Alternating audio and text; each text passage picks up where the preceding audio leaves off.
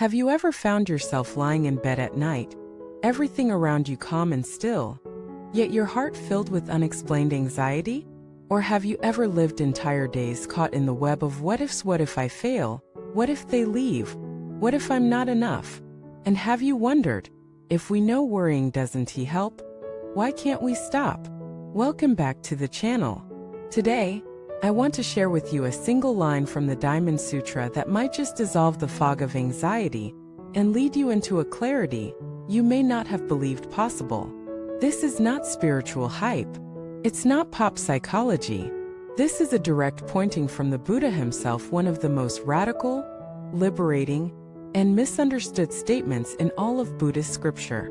That line is, "Let the mind arise without dwelling," or in its more classical phrasing, 因无所住而生其心. It might sound abstract at first, maybe even confusing, but stay with me, because within these words lies a powerful answer to the root of your anxiety, your overthinking, your emotional exhaustion, and your inner chaos. To understand it fully, we need to look at the nature of our minds. Anxiety is not a random visitor. It's the child of attachment. When your mind gets stuck dwelling in the past, obsessed with the future, clinging to outcomes, afraid of uncertainty, it loses its natural flexibility. It forgets how to flow.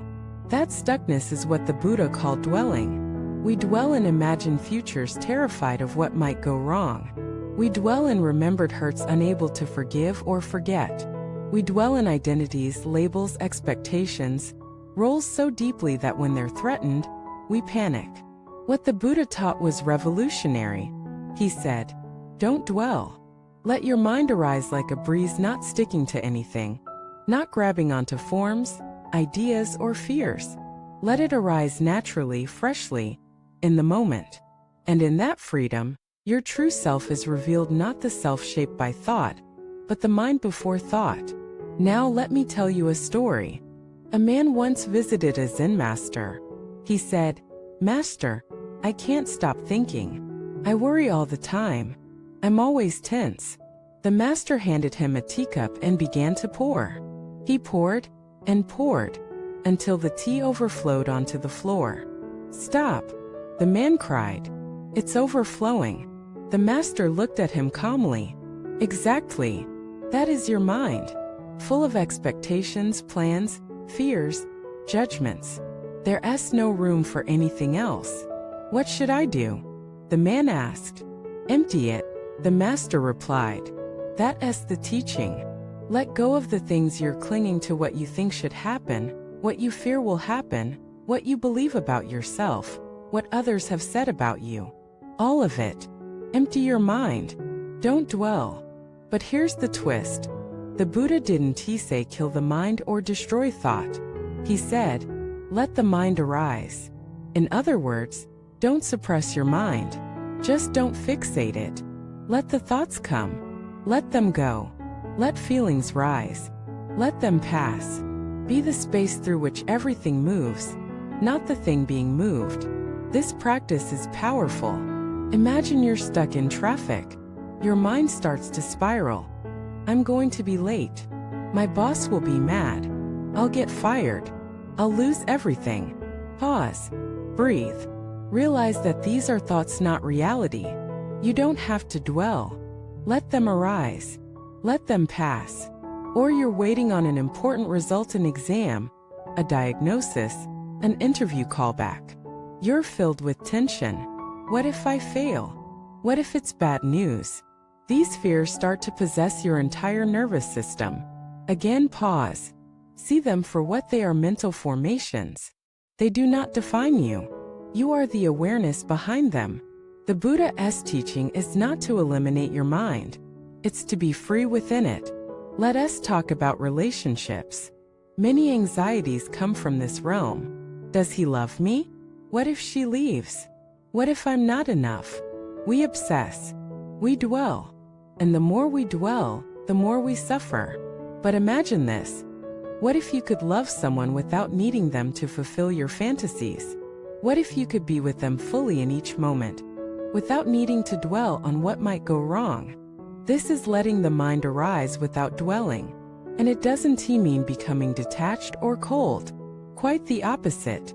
It means becoming present. It means being so fully here, so open and free, that love flows through you unimpeded like a river, not a cage. I once heard the story of a teenage girl who failed her university entrance exam. She was devastated. She believed her life was over. She thought, if I don't get into this school, I'm worthless. She spiraled into depression. One day, a monk told her, "You are not your exam. You are the sky. The exam is a cloud. It will pass." She began to weep. For the first time, she realized that her entire identity was dwelling in that one outcome. She had become a prisoner of her own story. With practice, she began to sit quietly each day, watching her breath, noticing her thoughts, saying gently to herself, "This too will pass." Eventually, her heart softened. Her mind became clearer. She took the exam again and passed. But more importantly, she said, "Even if I had failed again, I would still be free. Because I'm not that result." This is the power of no dwelling. We tend to define ourselves by things that change. Our job, our income, our appearance, our reputation. But these are all unstable. They rise and fall like waves. If your sense of peace depends on them, you will never be at peace. So what does letting the mind arise without dwelling look like in daily life? It looks like this. When someone criticizes you, you hear it, reflect on it if needed, then let it go. You don't dwell. When a plan fails, you acknowledge the disappointment, learn from it, and move on. You don't dwell. When joy arises, you feel it fully, but you don't cling to it, knowing it too will pass. You start to live like the sky, vast, open, allowing all weather to pass through, untouched by storms.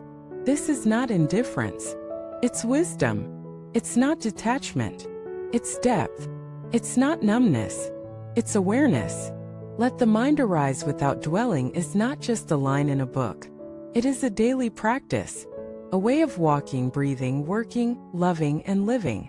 You don't need to quit your job or renounce the world. You don't need to become a monk. You just need to pay attention. When your mind grasps, pause. When it clings, pause. When it judges, pause. And then let go. Even if only for a moment, that moment is freedom. Thank you for watching this video. I invite you to share in the comments. What have you been dwelling on lately?